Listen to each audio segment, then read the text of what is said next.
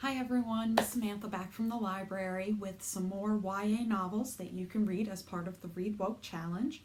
Today I'm going to be talking about LGBTQ plus novels. So the first one I want to talk about is called The Henna Wars by Adiva Jagirdar. This is about Nishat, who is ready to come out as a lesbian to her parents, but they do not take it well. They sort of treat it as a phase, something she'll get over, and they don't take her seriously at all. So she's devastated by this and decides to focus her attention on her school's entrepreneurial competition, where she will create a business.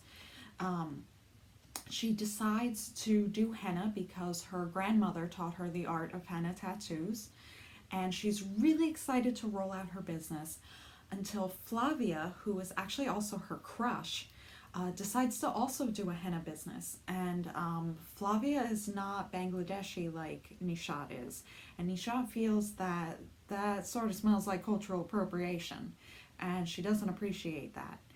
But it's hard to juggle that with her feelings for Flavia. And the two end up spending more time together.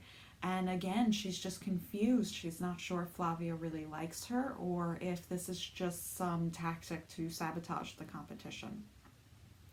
So overall, this one's going to deal with homophobia, racism, and trauma. And Nishat is going to have to look inward and explore herself in order to understand the world around her more. Alright, the next story I want to talk about is called Felix Ever After by Case and Calendar. This is about 17-year-old Felix, who is trans and proudly out, but also at a point where he's wondering if masculinity really fits him all the time. So he's dealing with his identity in that way. He goes to a private art school where he goes on a scholarship. So there's also this level of his friends not always really understanding him because they come from wealthier backgrounds than he does. So he can feel isolated that way, even though he does have a tight knit group of friends. So at the beginning of the story, Felix is doing pretty well. But he is devastated, though, when somebody at school commits a transphobic act against him. I'm not going to tell you what. You'll have to read for yourself and find out. But he thinks he knows who did it and decides to seek out revenge on his own. So overall, this book is going to deal with the effects of transphobia and trauma, and it's going to be a really authentic look at one teen's self-discovery.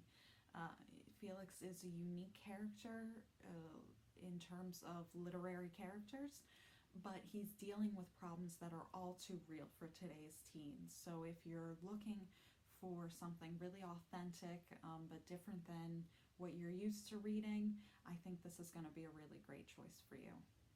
Okay, this last book I want to talk about is called The Fascinators by Andrew Eliopoulos. This is about Sam, who's a senior in high school. He practices magic and he is gay. This makes him a bit of an outcast in his small Georgia town, but he's got a tight-knit group of friends. He and his best friends, Delia and James, make up the school's magic team. But things in his senior year are going a little harder than he had hoped they would. The three of them are drifting apart. James especially is acting in really self-destructive ways, and Sam doesn't know how to talk to him about that or about the feelings he has for him. Sam has a crush on James, and he's been keeping this secret for a long time.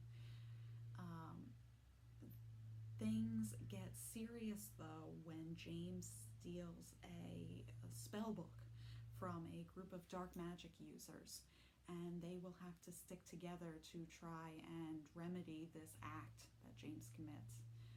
Overall, though, the book is going to deal with homophobia, religion, and friendship largely. And both Sam and James will have to look inward and think about what they really want out of life as they near the end of high school. So there we have it, 3 different YA titles for you to check out. These are all new books at the library. You can find them on our catalog and place a hold. They are authentic, realistic depictions of teens dealing with problems that you can relate to. So be sure to check them out. Keep reading woke, and we'll see you at the library. Bye.